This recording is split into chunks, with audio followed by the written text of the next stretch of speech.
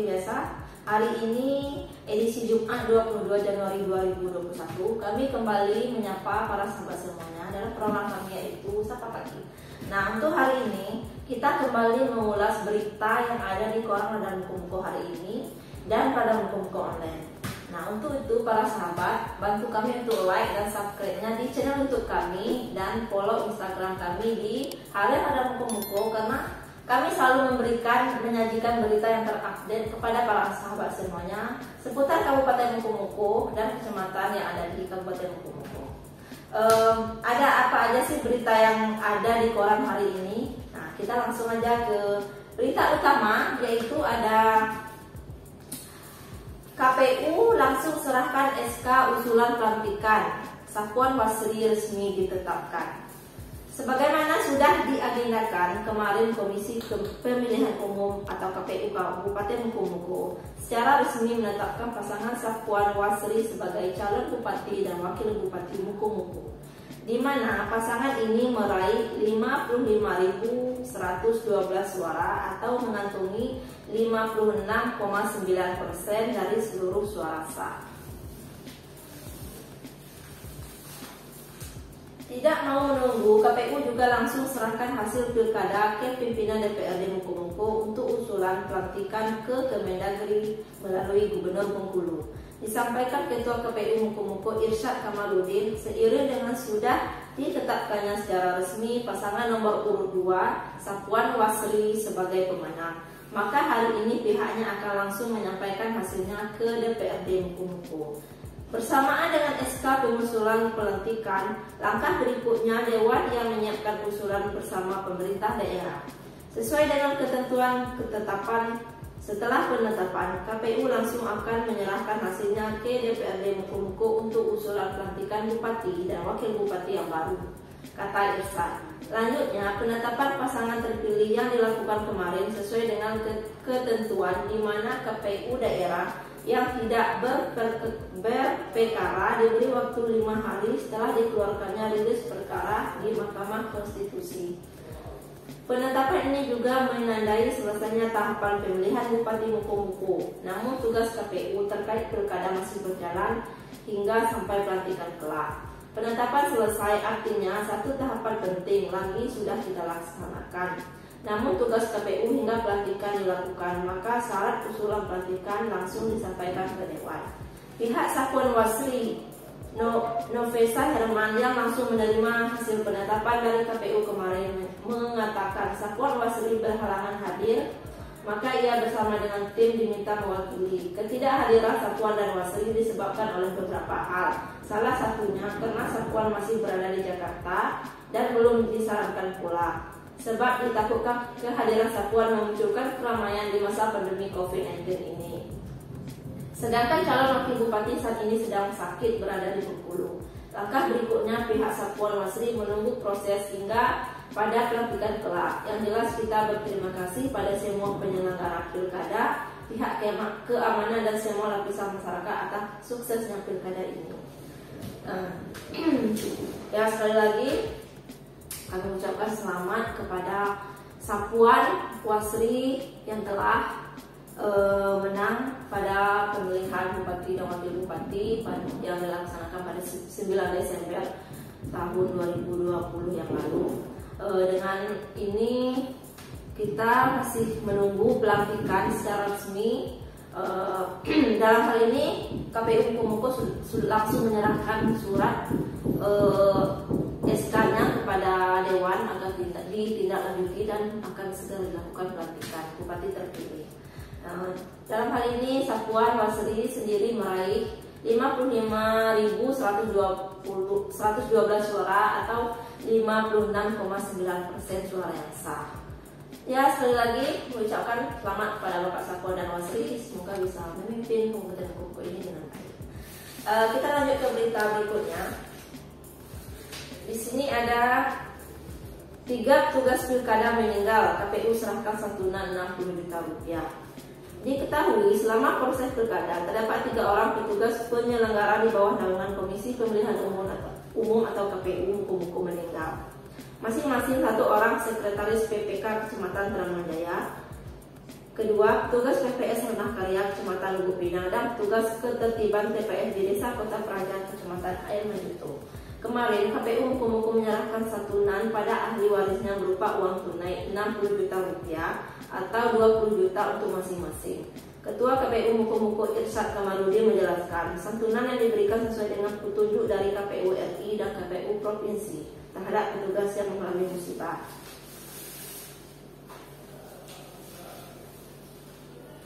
Mulai yang petugas sakit hingga meninggal. Kebetulan di Mukomuko ada 3 orang yang meninggal. Jumlah santunan yang diberikan tidak sebanding.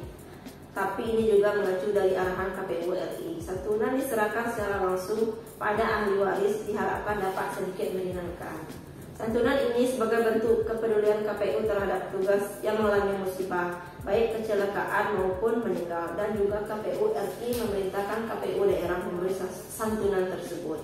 Selanjutnya, pada dasarnya petugas yang meninggal ini bukan pada saat melaksanakan tugas di lapangan, tapi dalam masa tugas. Artinya, almarhum meninggal saat masih menjadi petugas penyelenggara pilkada yang diangkat oleh KPU sesuai dengan SK. Penyebab meninggalnya karena jatuh sakit, bahkan ada yang meninggal sebelum diselenggarakan pemilihan 9 Desember. Bukan meninggal saat bertugas, tapi meninggal saat masih menjadi petugas KPU sesuai dengan SK yang ditetapkan.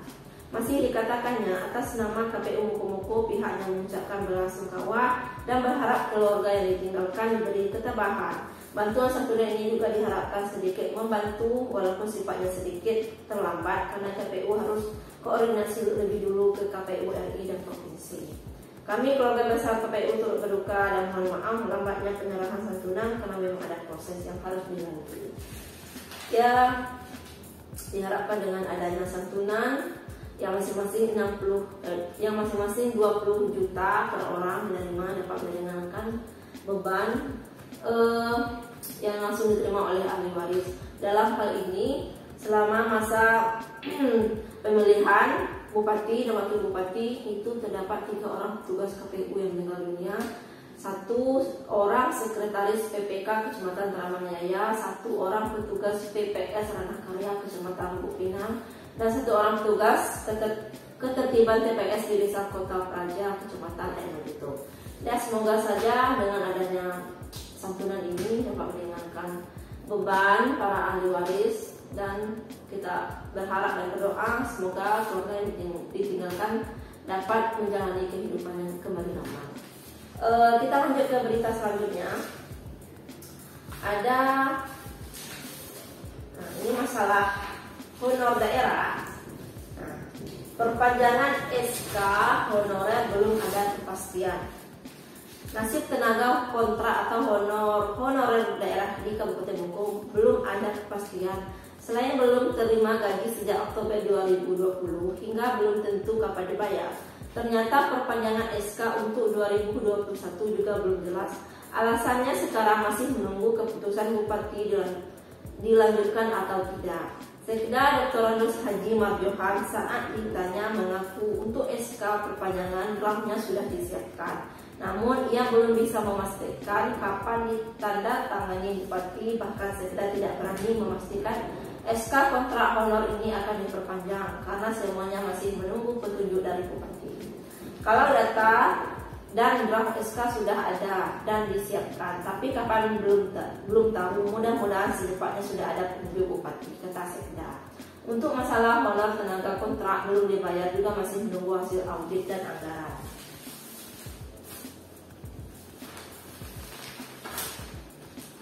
Sebab APBD 2021 baru akan disampaikan ke provinsi untuk evaluasi hari ini. Artinya untuk bisa dibelanjakan masih harus menunggu paling lama 14 hari. Sekda yakin semuanya akan terselesaikan, baik perpanjangan SK maupun pembayaran gaji yang tertunda. APBD baru disampaikan ke provinsi untuk dievaluasi. Mudah-mudahan cepat selesai karena daerah lain sudah semua, tinggal Muko-Muko belum diverifikasi gubernur tutornya. Ketua DPRD Muko-Muko Ali Sartani SE berharap pemerintah daerah secepatnya bisa memastikan perpanjangan SK dan penyelesaian gaji honor yang belum dibayar. Karena memang kondisi anggaran masih menunggu, ia juga berharap pengertian dari tenaga honor untuk menunggu hingga semuanya selesai. Intinya, Dewan selalu mendorong pemerintah daerah menyelesaikan persoalan ini. Ya, semoga cepat diselesaikan SK maupun gaji yang belum dibayarkan. Semoga semuanya ya cepat diselesaikan, dan kita berharap para tenaga honor ini tidak patah semangat, masih mengerjakan tugasnya, dan kita berharap semuanya maupun SK dan gaji akan segera dibayarkan. Kita lanjut ke berita selanjutnya. Penduduk Moko-Moko naik menjadi 190.498 jiwa. Pada rilis data strategi 2010, jumlah penduduk Kabupaten Moko-Moko masih di angka 155.753 jiwa. Kemarin, Badan Pusat Statistik atau BPS Moko-Moko kembali melaksanakan rilis data strategis bersama secara nasional yang diikuti lewat virtual. Diketahui ada kenaikan jumlah penduduk Moko-Moko hingga 34.745 jiwa. Sehingga pada 2020 total penduduk Kabupaten Moko-Moko sudah di angka 190.498 jiwa. Sedangkan jumlah penduduk Indonesia saat ini mencapai 270.203.917 jiwa. Rincian penduduk Moko-Moko saat ini yaitu laki-laki sebanyak 98.479 jiwa dan perempuan 92.019 jiwa. Dari data ini diketahui jumlah laki-laki di Moko-Moko lebih banyak dari perempuan. Namun untuk peningkatan jumlah penduduk dari 34.745 jiwa, penambahan jumlah perempuan lebih banyak yaitu 17.492 jiwa, sedangkan laki-laki 17.253 jiwa. Kepala BPS Moko-Moko Syahranuddin SE MSI mengatakan, rilis data strategis ini dilaksanakan bersama secara nasional.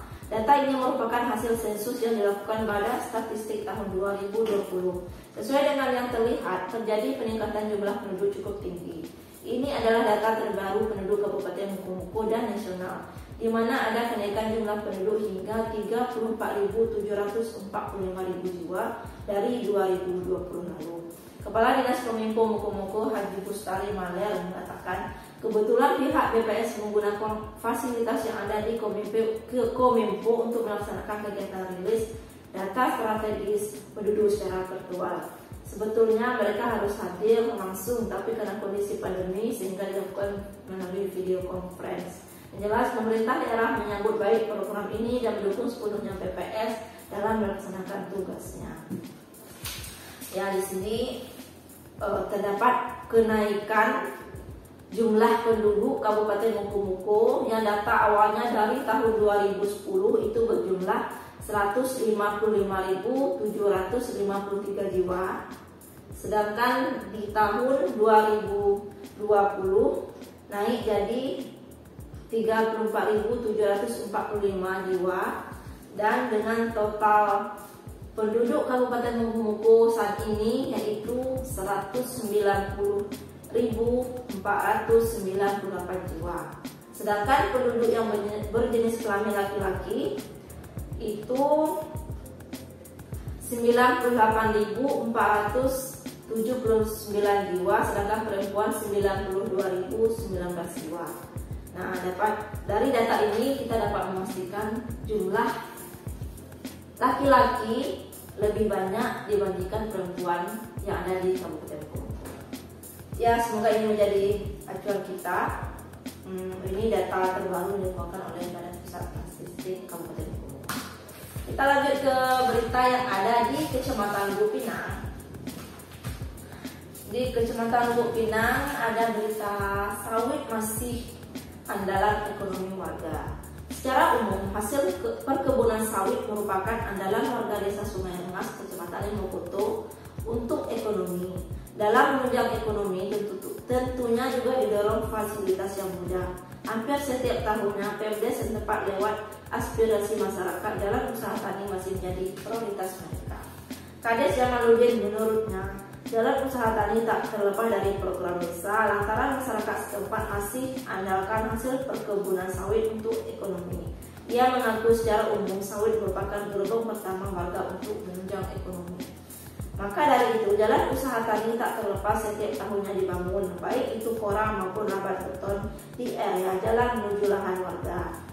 Lebih jauh, Jamaluddin mengatakan untuk secepatnya proses percepatan pembangunan di wilayah ini, besar harapannya masyarakat dapat bekerja sama dengan baik.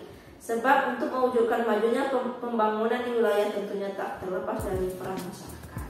Intinya ke depan, masyarakat lebih kompak lagi dalam membangun kemungkinan tak hanya lewat DB saja yang akan kami perjuangkan untuk pembangunan. Harapan kami dari pemerintah desa, dana APBD Kabupaten Mukomuko dan provinsi juga harus datang ke wilayah ini. Nah, dapat disimpulkan bahwa sawit masih menjadi andalan ekonomi warga dalam memenuhi kebutuhan sehari-hari. Nah, dalam hal ini pihak Pemdes Desa Sungarengas selalu mengutamakan jalan menuju area perkebunan warga. Seperti kita ketahui saat ini harga sawit yang terbilang cukup tinggi, tentu menjadi kabar gembira bagi para petani yang mata pencahariannya tergantung dari kebun sawit ini. Yang diharapkan adanya peran pemerintah agar harga sawit tetap berada harga yang tinggi, sehingga sawit harganya tinggi otomatis perekonomian warga akan juga menjadi meningkat. Kita lanjut ke berita yang ada di Kecamatan Penari dan sekitarnya.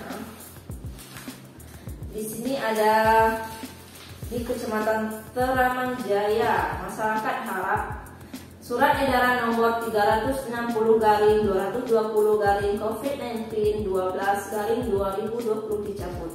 Bupati Mukomuko mengeluarkan surat edaran tertanggal 21 Desember 2020 tentang pemberhentian sementara kegiatan yang bersifat keramaian dan kerumunan guna mencegah penyebaran COVID-19.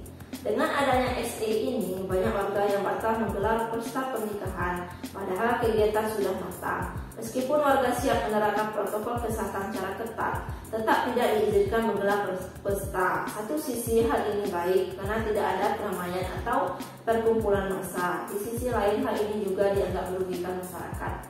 Mereka yang ingin merayakan pesta pernikahan yang mungkin hanya sekali dalam seumur hidup tidak bisa dilaksanakan. Kades Pernyah Kecamatan Teraman Jaya Indra Marta setuju jika SE dicabut. Alasannya warga sudah mulai bosan dan paham memiliki kesadaran dalam menerapkan protokol kesehatan.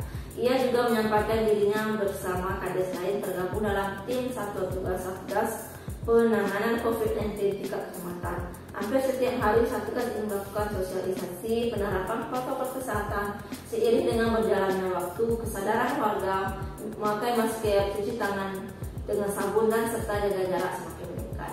Mengenai masalah pesta pernikahan masih menunggu petunjuk dari Satgas Kabupaten. Mudah-mudahan dalam waktu dekat acara dan kegiatan bisa dilaksanakan seperti biasanya, tetapi tetap menerapkan protokol kesehatan.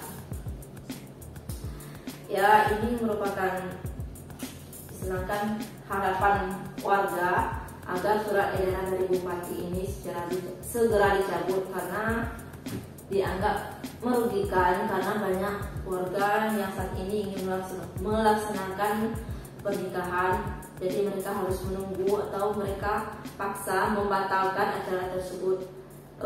Dengan keadaan atau kondisi Kabupaten Mukomuko yang saat ini masih merebaknya kasus COVID-19 ini, diharapkan masyarakat atau warga juga mendukung dalam program ini, karena kita berharap penyebaran COVID-19 di Kabupaten Mukomuko ini akan segera berakhir. Ini tidak terlepas dari dukungan masyarakat. Semoga ya semuanya penyebaran COVID-19 di Kabupaten Mukomuko ini segera berakhir. Ya, mungkin itu aja. Kita lanjut ke berita selanjutnya yang ada di Kecamatan Kota Mukomuko. Ini kita ada berita di Stan bakal bangun puluhan jaringan irigasi di Selagan Raya dan Kupinang. Terkait pembangunan jaringan irigasi tersier di daerah ini, Dinas Pertanian atau Distan Kabupaten Mukomuko masih menunggu petunjuk operasional kegiatan dari pemerintah pusat. Diketahui Kabupaten Mukomuko tahun 2021 ini mendapatkan kegiatan pembangunan jaringan irigasi tersier di 20 titik atau lokasi lahan persawahan milik sejumlah kelompok tani.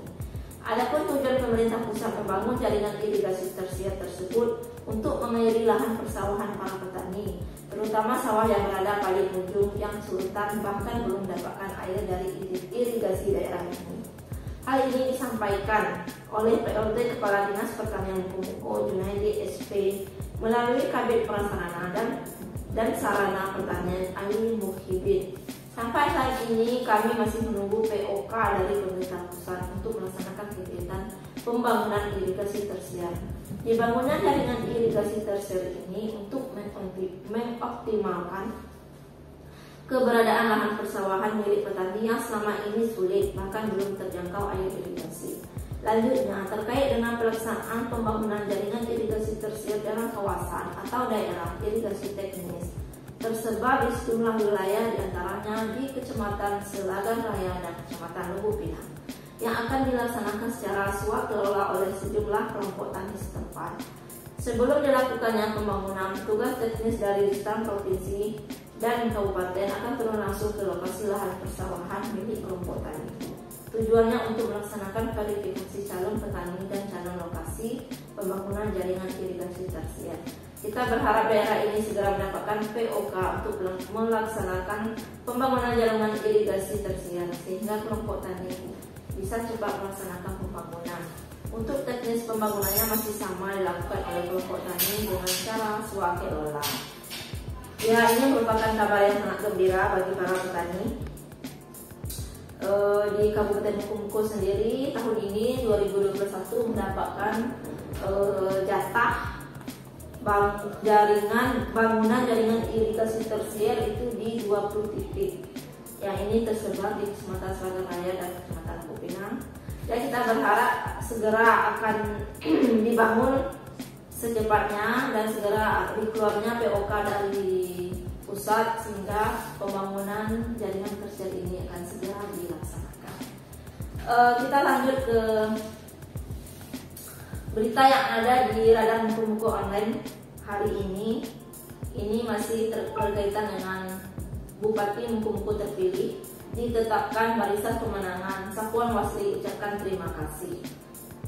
Pasangan calon Bupati dan Wakil Bupati Mukomuko Haji Sapuan SE dan Wasri telah ditetapkan secara resmi sebagai pemenang Pilkada Mukomuko yang diselenggarakan pada 9 Desember 2020. Penetapan ini berdasarkan hasil rapat pleno terbuka Komisi Pemilihan Umum Kabupaten Mukomuko di Hotel Bumi Batuah, Kelurahan Bandar Ratu, Kecamatan Kota pada Kamis 21 Januari kemarin. Seiring dengan penetapan calon Bupati dan Wakil Bupati Mukomuko terpilih, siangnya partai politik pengusung dan tim pemenangan beserta keluarga besar Sapuan Wasri menyampaikan ucapan terima kasih yang sebesar-besarnya kepada Allah Subhanahu wa Ta'ala, kemudian kepada penyelenggara Pilkada, KPU dan Bawaslu beserta jajarannya, TNI dan Polri, dan pemerintah Kabupaten Mukomuko. Terkhusus ucapan terima kasih kepada masyarakat Kabupaten Mukomuko, tim pemenangan, relawan dan simpatisan. Selain itu, partai politik pengusung, tim pemenangan dan keluarga besar juga mengajak masyarakat turut serta secara bersama mendukung masa kepemimpinan Sapuan Wasri untuk 5 tahun ke depan. Selain dukung visi misi pasangan calon Bupati dan Wakil Bupati terpilih, masyarakat juga diimbau senantiasa mengawal lajunya pembangunan. Kami mengucapkan terima kasih kepada seluruh penyelenggara Pilkada, KPU dan Bawaslu beserta jajaran, pihak keamanan, TNI, Polri, khususnya masyarakat Kabupaten Mukomuko karena sudah melaksanakan dan mengikuti prosesi Pilkada sampai penetapan calon terpilih. Pesan kepada Pak Sapuan dan Bu Wasri, apa yang telah dijanjikan di masa kampanye menjadi kewajiban untuk melaksanakannya sesuai dengan kemampuan keuangan daerah. Dengan adanya Sapuan Wasri dengan misi perubahan, tentu diharapkan dapat membawa Kabupaten Mukomuko ke arah yang lebih baik.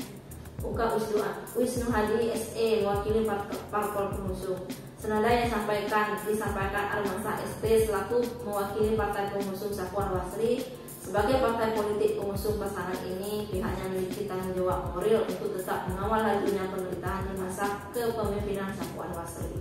Sebagai harapan, apa yang dicita-citakan Bupati dan Wakil Bupati Mukomuko terpilih dapat terwujud. Kemudian program visi misi pasangan ini dapat disinkronkan dalam RPJMD Kabupaten Mukomuko untuk 5 tahun ke depan.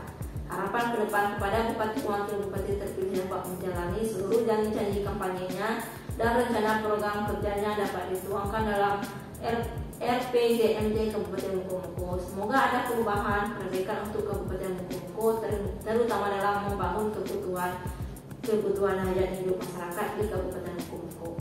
Kemudian kepada masyarakat Kabupaten Mukomuko, kami juga berharap selalu menjaga kekompakan dan menjaga protokol kesehatan. Ya, ini masih tentang ditetapkannya Bapak Sapuan dan Ibu Asri sebagai Bupati dan Wakil Bupati Kabupaten Mukomuko. Ini harapan dari partai selaku partai pengusung, diharapkan dapat Bapak Sapuan dan Ibu Asri dapat menyampaikan dan tidak mengingkari janji-janji yang telah disampaikan dalam waktu masa kampanye, dan dia berharap juga masyarakat untuk mengawal pasangan ini untuk 5 tahun ke depan supaya mereka bisa membangun Mukomuko ke arah yang lebih baik. Oke para sahabat Radar Mukomuko, itulah tadi ringkasan atau ulasan berita yang ada di koran hari ini dan Radar Mukomuko online tentunya. Untuk itu terus saksikan kami setiap hari di program Sapa Pagi, dan jangan lupa terus bantu kami untuk like dan subscribe-nya di channel YouTube kami dan follow Instagram kami di Harian Radar Mukomuko, karena kami selalu memberikan atau menyajikan berita yang terupdate seputar Kabupaten Mukomuko. Dan untuk para sahabat, agar kamu tidak ketinggalan informasi, terus stay tune di channel YouTube kami Radar Mukomuko. Bagi para sahabat yang belum sempat atau belum bisa, langsung baca koran kami di Radar Mukomuko dan buka website kami di www.harianradarmukomuko.com, karena di situ beritanya lengkap terupdate sekitar Kabupaten Mukomuko. Oke, terima kasih para sahabat telah mengikuti kami dari awal sampai akhir. Saya sebagai pembicara ucapkan mohon maaf ada kesalahan atau kehilafan selama acara ini berlangsung. Saya akhiri, wassalamualaikum warahmatullahi wabarakatuh.